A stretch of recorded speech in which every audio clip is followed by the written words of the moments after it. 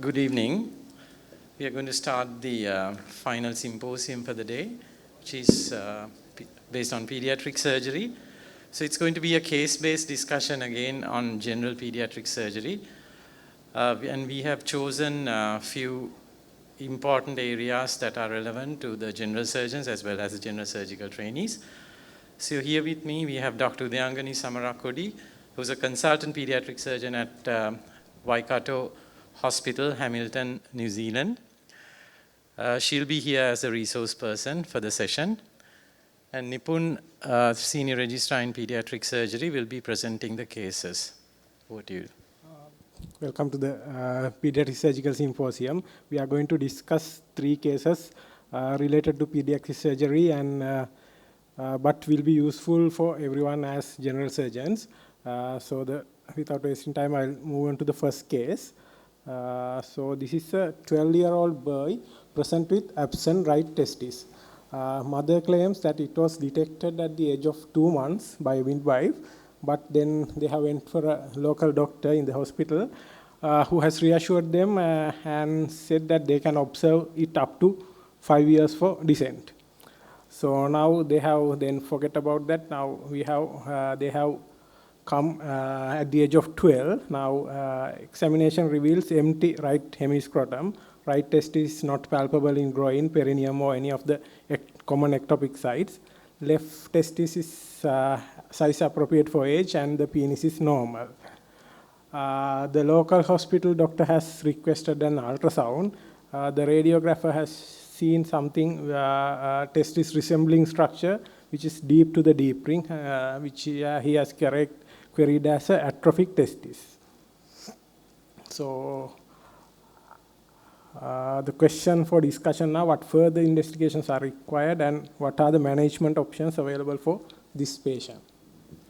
To summarize, it's a adolescent 12-year-old boy with an absent hemiscrotum, absent testicle on one side, or impalpable testicle on one side. And we are going to discuss the further management of that patient. So I'll get Dr. Samarakkody to speak a few words about that particular case. And we will also discuss the evidence base in arriving at a diagnosis. If I may have the slide. Yeah. Please, Nico.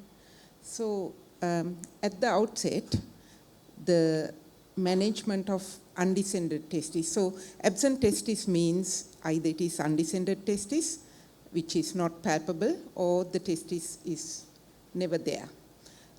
However, on this occasion, the ultrasound has been already done, and therefore we know that there is a testis in somewhere near the deep ring. At the outset, I must say the doctor's advice to wait until 5 years of age is completely wrong. That was advice we probably had about 20 or 30 years ago.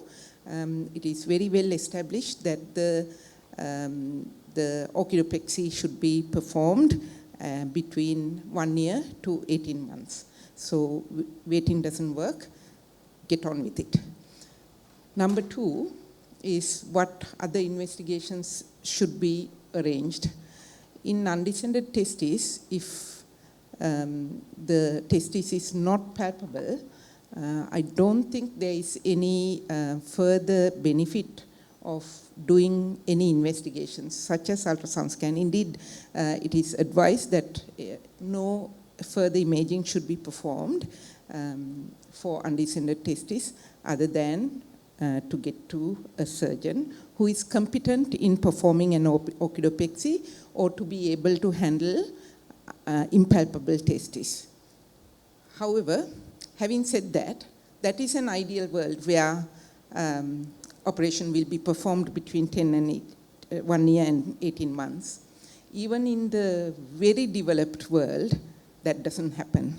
There are many factors that are that play in that situation. One, the fact that the doctor might give you the wrong advice. Number 2, the children fall ill quite a lot, and therefore, even though you intend to do the operation doesn't happen within the stipulated time period. Number 3 is that there will be long waiting lists, and there may be other life-threatening situations that may take over the place of an orchidopexy. Therefore, that time frame may not happen, but in an ideal world, that is the time frame. And the reason for that is you prevent the future occurrence of subfertility. Other investigations, such as magnetic resonance imaging, has been used, but bottom line is that no other investigation would be more helpful than getting to a surgeon and undergoing examination under anesthesia and proceed from there. So, management options in this patient.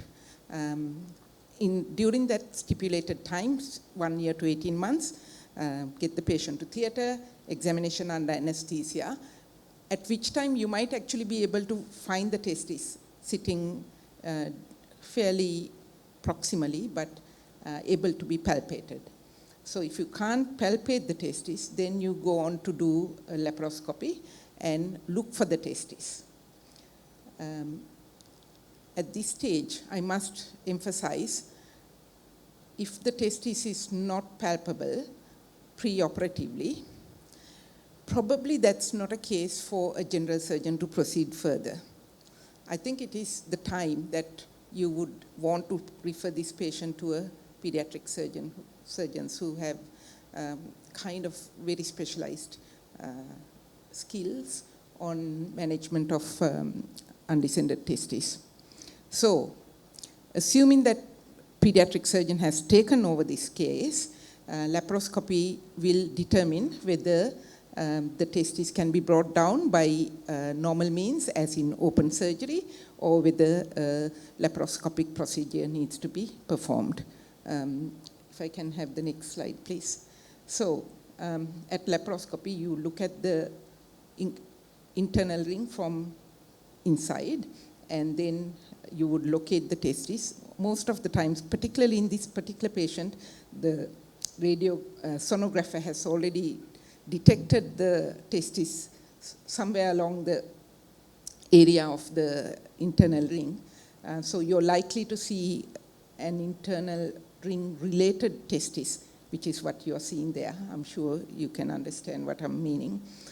And if you pick that testis and try and see whether you can push it into the internal ring and beyond, you probably will be able to bring that testis down to the normal position in an open operation. And if you can't, then you go on to the next stage where you perform a two-stage Fowler-Stevens technique, where you actually disconnect the blood supply to the testis and allow collateral blood supply to develop through the gubernaculum. And at a second time, like about 6 months later, you go back and bring the testis down to the scrotum using the collateral blood supply from the gubernaculum.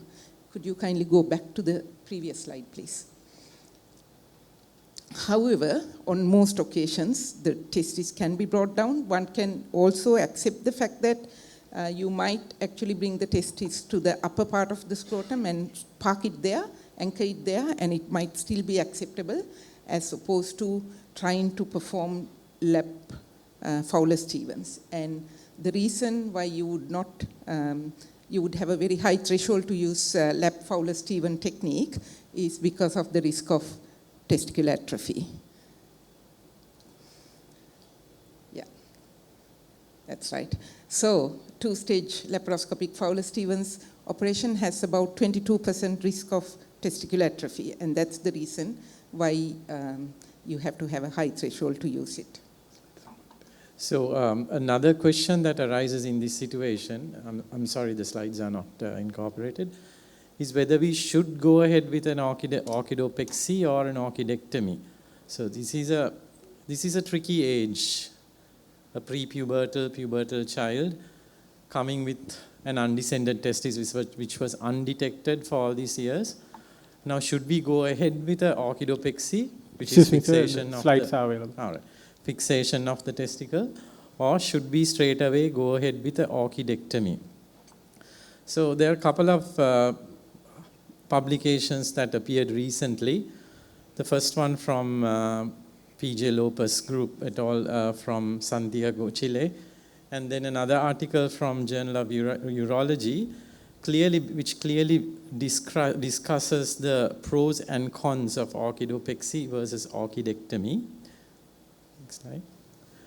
So this is a very controversial area, and obviously even within the pediatric surgical fraternity, people are divided into two groups. Some would favor an orchidopexy, some would favor an orchidectomy. But that decision cannot be, it's not a very straightforward decision. The evidence is, so why are we even talking about an orchidectomy is we know that the longer you leave a testicle in the undescended position, especially in the intra-abdominal position, there is a risk, increasing risk of malignancy, which is in the range of 2 to 8 times. And the longer you leave, the higher the risk of malignancy. So there was a good publication in New England Journal of Medicine in 2007, and where they have looked into the relative risk of a large cohort of patients who have had orchidopexies. And what they have described is in the range of 13 to 20. The relative risk of testicular cancer is about 5 times compared to the control group. And the ones who are less than 13, the risk is only about 2 times. So those are arguments in favor of orchidectomy in this age group. On the other hand, testicular cancer is not something disastrous. It is curable in most patients. And you don't get testicular cancer in all the patients who, pubertal or adult patients who go through orchidopexy. Therefore, another set of surgeons would argue that orchidopexy in this group, even in this age, is a much more suitable operation. So there are arguments for and against each option. So whether you should do a testicular biopsy at the time of surgery is also another argument. But however, I think what you and what another surgeon would do will obviously differ. In such a decision, you have to obviously involve the patient, the parents, and all parties concerned. And I think it's a complex decision that we make whether we go ahead with an orchidopexy or an orchidectomy. Obviously, in a younger child, orchidopexy is the option. The older the child goes, orchidectomy also becomes an option. I'm not saying that's the only option. Obviously, you have to consider so many other factors as well. So you want to add anything? I think most important thing is to stick to the recommended age for surgery. In Sri Lanka, still, I have noted that about 50% of our patients are over 2 years. I always tell my juniors that when a patient is referred for orchidopexy, when you look at the age of the patient, you can judge who the referring person is. Not by name, but I always tell them that if a patient is coming around 10 years of age, I know that the referring person's batchmates, none of the batchmates are living. And if it is 5 years, I know most of them have retired and not in the country. Very few friends are there, so he gets very little input from the batchmates so that he thinks that still it is 5 years. So likewise, there is a serious problem regarding the referral in our country. Most of the patients are coming very late. I think Ravi Bindu did a study some time back, more than 50% were over 2 years at the time of referral to our unit. The second thing is with regard to orchidectomy. Now, in the past, when we were referred non-functioning kidneys with the laparoscope, we always wanted to take it out. The laparoscope is fun for any surgeon. And then in the recent past, nephrologists are not very keen to take non-functioning kidneys unless they are causing problems, like hypertension or whatever. So, and infections. So likewise, I think orchidectomy should be seriously considered, because very soon somebody will say that the hormonal function and various other things other than the gametogenesis will be important. So, thank you, sir, and thank you, madam. We'll move on to the case 2. This is again a 4-year-old girl who was brought to us by the mother with a complaint of constipation for 4 months duration. According to the mother, she opens bowel around every other or every third day with episodic passage of hard stools. However, she does not strain and stays in toilet for usually only about 5 minutes. And she also complains of low abdominal pain occasionally, which prevents her from going to school at least around few days a month. And mother also mentioned that she has recently noticed that some fecal staining of her underwears also. And when inquired about her birth history, she was born term, and the mother is not sure if meconium was passed in the first 24 hours. Bowel habits apparently were normal until 8 months of age. This was how her plain X-ray abdomen looked like. And they went for several doctors with this complaint in the last 2 months and given different laxatives with different dosages, but she poorly responded to each of these. Then one pediatrician has asked to do a lower GI contrast study. This is what it looked like, and the report said it is dilated upper rectum and left colon, and he has queried whether it is ultra short segment Hirschsprung disease and referred to us for help us with the rectal biopsy to diagnose Hirschsprung disease.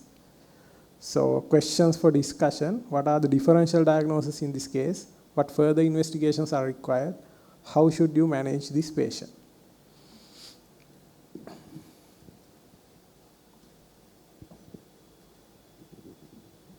Okay, so it's a short history, 4 months. So the patient was not constipated since birth. Normal bowel habits, if you can keep that slide, please. Normal bowel habits since birth up until about 8 months. So what happened between 8 months and 4 years, I'm not sure, but the actual history is only 4 months old. So 4 months duration. That means it's a short duration history. And next slide, please. Thank you. The one, yeah. So the patient also has fecal accident, so skid marks on the undies, which is a very unusual feature with Hirschsprung's disease. So because the Hirschsprung's disease has been brought up as a potential diagnosis, I'm telling you exactly why it shouldn't be Hirschsprung's disease. And if the patient had symptoms of intestinal obstruction, failure to thrive, bilious vomiting, pot belly, if there were any of those signs, maybe we would consider Hirschsprung's as a possible diagnosis in this patient. Next slide, thanks. So with that, potential differential diagnosis would be functional constipation.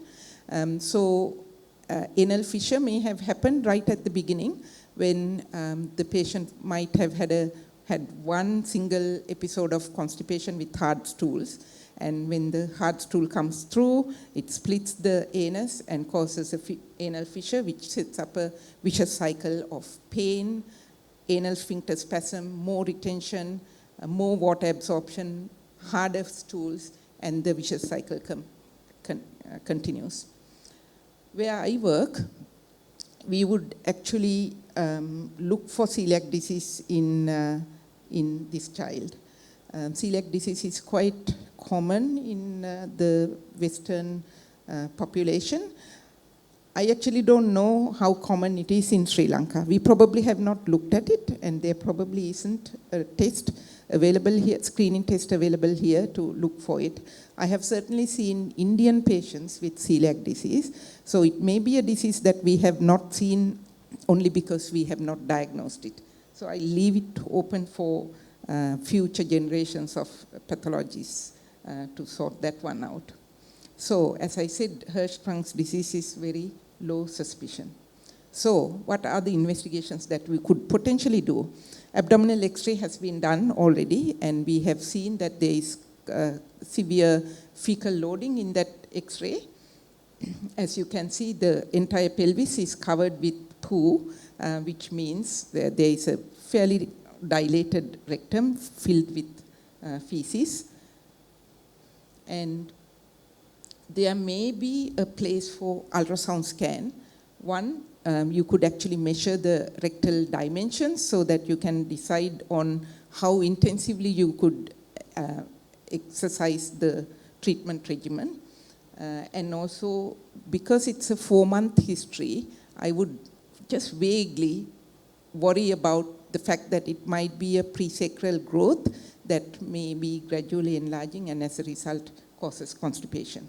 It's a very long shot, but I think if you treat someone like this and at a later time find a presacral growth, it probably will look really bad on you. So as I said, celiac screening, if it is available, it's a blood test. I'm sure some of you might know exactly what it is, but celiac is where people react to gluten in their diet, and as a result, they have gastrointestinal symptoms, which includes constipation, diarrhea, failure to grow, and many other effects on other systems. I would take this patient to, because of the given history, I would take this patient to theater and do a manual evacuation, at the same time doing an anal dilatation, essentially to break the vicious cycle of anal sphincter spasm.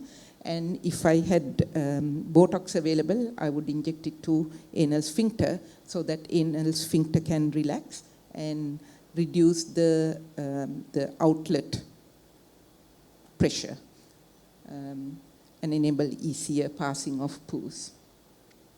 If I'm really pushed, as I said, I have a very low suspicion of Hirschsprung's disease, so I would generally not consider rectal biopsy in this patient.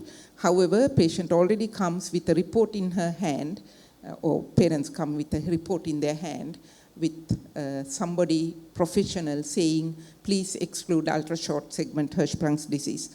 So if you were already taking this patient to examination under anesthesia, already you have decided to do the anesthetic part. So if you're subjecting someone to anesthetic part and there is someone who is saying this might be ultra-short segment Hirschsprung's disease, I would consider strip rectal biopsy. But if the patient came to me directly, I would not consider that as part of the diagnostic workup. However, rectal biopsy needs to be read by very specialized pathologists. So by this time, if you had made that decision to do a rectal biopsy, you probably should refer to a pediatric surgeon by now. This picture demonstrates the anatomy of anus, anal canal, and also rectum. And the green area that I have marked up there is the place where you would take a biopsy from. Very close to the anal valves and anal columns, the epithelium is squamous. So if you have got squamous epithelium, that means you haven't actually got a representative sample, unless it is just the lower end of your strip biopsy. You need to get into the rectum, essentially. Next one. And then you mark it top end and bottom end for the pathologist to orientate it, and then pathologists will look for ganglion cells in the sample to exclude Hirschsprung's. Treatment options in this particular patient, I would do a complete cleanup, which includes, as I said, EUA, removal, manual evacuation, and then start off with a total cleanup with oral picoprep, probably more than one dose, possibly about 3 doses until we have a very good outcome. And then I would put the person on regular laxatives, and I prefer macrogol or equivalent of macrogol, which comes in all sorts of other preparations like Movicol, Molaxol, Laxol, etc. And this is again, the names that come from my area of locality. So I am very sure that there are equivalent preparations available here. Lactulose is something that we don't use as our first line treatment nowadays, particularly because it is not as effective as Molaxol, and also because of the sweet taste. Some children like it, and then they can potentially sleep after taking the lactulose without brushing their teeth, inviting dental caries. And then change of lifestyle, fruits, vegetables, plenty of water, and take them off the tablet. Put them to exercise, play outside. And it's not overnight miraculous treatment. Functional constipation is very hard to treat. It takes possibly years of effort to get it right. Would you like to add a few words? I think Hirschsprung's disease used to present to us after several years. Those days, 20 years ago, I think you can remember most of our patients were 3, 4, 5, 6-year-old children. Now, of course, as there are a lot of pediatricians in the country, thanks to them, lot of patients are suspected to have Hirschsprung's. Therefore, they are diagnosed early. Now, those days we used to see children with a pot belly and only a head. Rest of the body is a skeleton, like a cartoon, like in a cartoon. So now we are seeing Hirschsprung's early. That's a good thing. But functional constipation is causing a lot of disturbance to the day-to-day life of families. And therefore, we need to address them effectively, because a lot of children don't go to school and their families are disturbed. So it's very important to get the constipation treated early. But it is very, very difficult, as Udayangani said. So most of the time what happens is, in Sri Lanka, they prescribe very micro doses of laxatives. You know, lactulose 2.5 ml BD for a 10-year-old child. And then, I'm not criticizing my colleagues, but this is what we see. Then Crimafene, just 2.5 ml night only. And then so on and so forth. But as you mentioned, most of these drugs are available in Sri Lanka. So we should hit a little bit harder than what we do right now. Thank you. Yeah, I completely agree with you. And after trying many regimes, what I usually do nowadays is, with such an impacted child, I usually have a Movicol regime which goes on for about 7 days, increasing in number of sachets. And by the end of 7 days, I repeat the X-ray, and most of the time they are very cleared of their stools, and that gives you at a very good base state to start them on a regular dose of lactulose. This table is just a recap of what we discussed before. So the main two differential diagnoses in this case is functional constipation, Hirschsprung, just because the diagnosis was mentioned, but the possibility is very low. So onset usually in Hirschsprung is quite early. Functional onset is later. Fecal soiling, withholding behavior. So children don't like to go to pass stools. They adapt all sorts of odd behavior, so that's withholding behavior. Bleeding per rectum, associated urinary symptoms in case of bladder and bowel dysfunction. They are all common in functional compared to Hirschsprung disease, where they usually present with bilious vomiting, persistent abdominal distension, poor weight gain, etc. And if you palpate the abdomen of a patient with constipation, and if you feel fecal masses, it's very unlikely that it is Hirschsprung disease.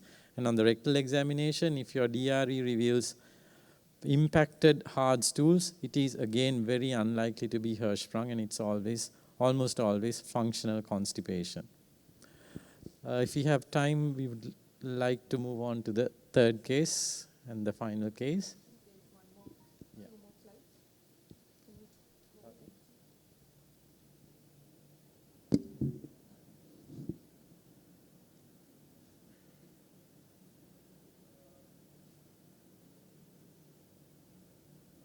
This is the case 3. It's a 7-year-old boy present with intermittent right-sided abdominal pain for 3 days duration. Child was previously healthy except for an episode of sore throat 3 weeks ago. He had 1 episode of vomiting, bowel habits were normal, no bleeding PR and no history of fever. So in examination, we found mild right iliac fossa tenderness on deep palpation. However, there was no guarding or masses. This child was taken in the same day morning to a GP who suspected acute appendicitis and referred for an ultrasound scan abdomen. So the child presented to us with the report of this ultrasound scan, which showed a short segment ilioileal intersusception, enlarged mesenteric nodes in RIF, and appendix was not visualized. There was minimal amount of free fluid in RIF. Biochemistry revealed WBC of 11,700 and with a neutrophil percentage of 76% and normal platelet and a slightly elevated CRP. So questions were, what is the diagnosis or differential diagnosis? What is the significance of ilioileal intersusception noted in this ultrasound? And finally, what is the further management of this child?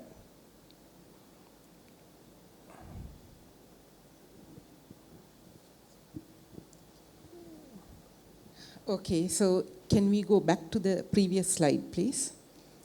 And the previous one. Yeah. So child has seen the GP and GP suspected acute appendicitis.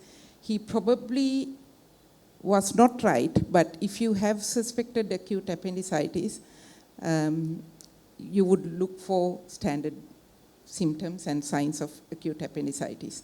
So if I had this patient coming to me directly without going to the GP, I probably wouldn't have done an ultrasound scan, but I can't find fault with doing an ultrasound scan in this patient because I would think the GP would not be seeing acute appendicitis frequently enough to be able to make a firm diagnosis confidently, and ultrasound is generally an adjunct to the armamentarium. It's non-invasive, it's cheap, makes the parents happy, so I think it's reasonable to do it. However, on this occasion, it found something else. Now, if you pick your nose in public, you need to know what to do about it. And this is a situation like that, where you have done an investigation, you have found something, now you have to do something about it. Looking at the white cell count, it's 11,700 with neutrophilia. So there is an element of infection in this patient, CRP of 18. So I think there may be an element of low-grade infection of some sort, maybe viral, but it kind of looks more like bacterial. I can't explain that finding, but coming back to our ilioileal intersusception, if it is recurrent and giving you only mild symptoms, there is all the reason to observe this patient rather than treating it surgically. So if it is ileocolic intersusception, that's a different story. Ileocolic intersusception is a common condition in a certain age group, so from about 6 months to 12 months, and you would take it fairly seriously if you have seen an intersusception during that age. And our sonographers are very good at detecting ileoileal intersusception as opposed to ileocolic intersusception.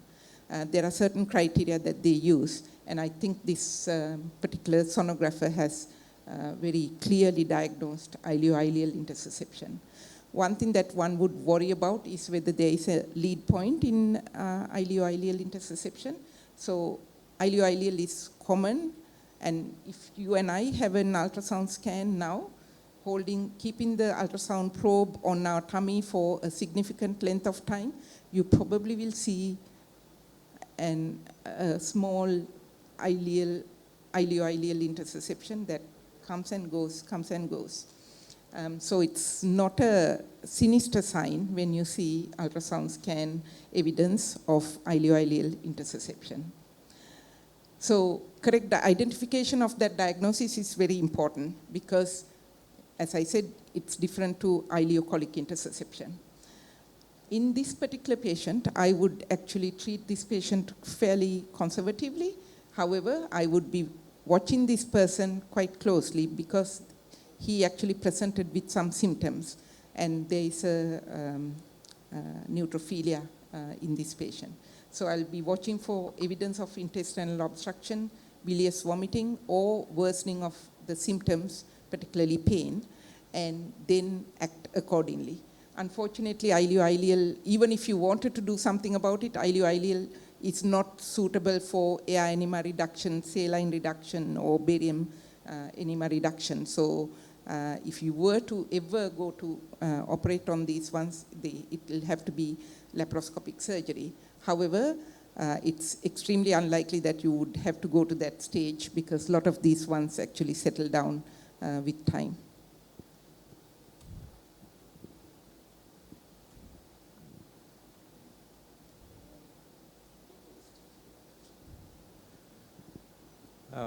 It's a very common, I would say, at least a common encounter that we see in some other children who are referred with abdominal pain. So this article was again published recently. They have looked at a cohort of patients who were referred to a tertiary care hospital with ultrasonic diagnosis of small bowel intussusception, assessed the cause, assessed their natural history. And the conclusion is, as Madam said correctly, small bowel intussusception in children, unless they are symptomatic or unless they fit into certain radiological criteria, they most often are transient, very benign, and they resolve spontaneously. So we usually don't panic about it unless you think the symptomatology is due to that. And radiologically, they say if there is a lead point, or if the intussusception is large, more than about 3.5 centimeters, if there is evidence of bowel compromise, or if the intussusception is persistent on multiple serial ultrasound scan, then you need to worry. Otherwise, the consensus is that you can sort of safely observe the patient without having to do anything about it. So that makes an end to our session today. I think we are already late. So it's high time that we wind up and go. Anyway, thank you very much, everybody, for attending the session, especially Dr. Samarakkody for coming all the way from New Zealand. Every year she comes here to help us, and she has trained a lot of Sri Lankan pediatric surgeons as well, though she left us long ago, being the first board-certified pediatric surgeon in Sri Lanka. She helped us a lot, though she had to leave this country for unfortunate circumstances. Thank you very much, Udayangani. Thank you, everybody. And especially, we must thank Nipun for taking all the trouble. The acting surgeon, Badulla, coming all the way, leaving the cool climes to spend time with us. Thank you.